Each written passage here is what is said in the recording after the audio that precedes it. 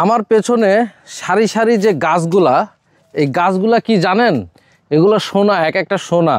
পান খান না? পানের বরজের ভিতরে আছি। আজকে আমার এই ভিডিওর মাধ্যমে এই বরজ করতে কীরকম খরচ হয় একটা কৃষকের, এই বরজ করতে কতদিন সময় লাগে, এই বিষয়গুলা এই ভিডিওতে আজকে তুলে ধরবো। এইটা হচ্ছে যে পানের বরজের এরকম লম্বা সারি সারি করে পানগুলা লাগানো হয়েছে। প্রায় 1.5 বিঘা জমির উপরে করা হয়েছে।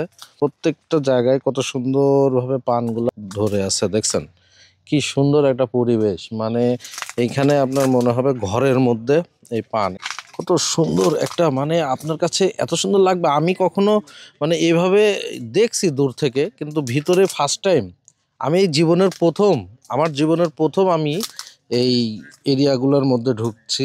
এত সুন্দর লাগতেছে, খুবই ভালো লাগতেছে ভাইয়ারা। তো ভাই এই ভিডিওগুলা বেশি বেশি শেয়ার করে দেবেন, কারণ কি এগুলো আমাদের গ্রাম বাংলার ঐতিহ্য, আমাদের কৃষকদের ঐতিহ্য। বেশি শীতেও কিন্তু পান হয় না, আবার বেশি গরমেও কিন্তু পান হয় না।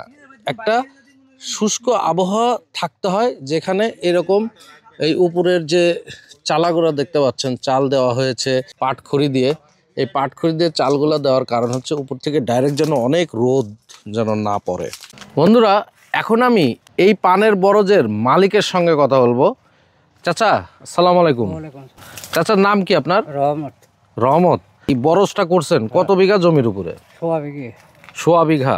উনি যে এই পানের বরজটা করছে, কত খরচ হয়েছে চাচা? ধরেন 1 লাখ টাকা। 1 লাখ? একজন পানের বরজের শ্রমিকের প্রতিদিনের হাজিরা কত? হাজিরা আপনার একবার খায়া 700 টাকা। মানে একবার খাওয়ার দিতে হবে, আবার হচ্ছে 700 টাকা দিতে হবে, আরো পকেট খরচ আছে। চাচা, এই একটা পান, মানে এটা তো এখন গোল্ডের মতো দাম। এই 1 পিস গোল্ড, মানে এই পান আপনি বিক্রি করতে গেলে কিরকম ভাবে বিক্রি করেন? এটা আমরা কুড়ি হিসাবে বিক্রি করি। কুড়ি হিসাবে? 1 কুড়ি কতগুলা থাকে পান? 1280 টাকা। 1280? দাম কত আসে? কোনোদিন 2000ও আসে, কোনোদিন 3000ও আসে, আবার মাঘ ফাল্গুনে এই পানি আবার 5000 6000 হবে।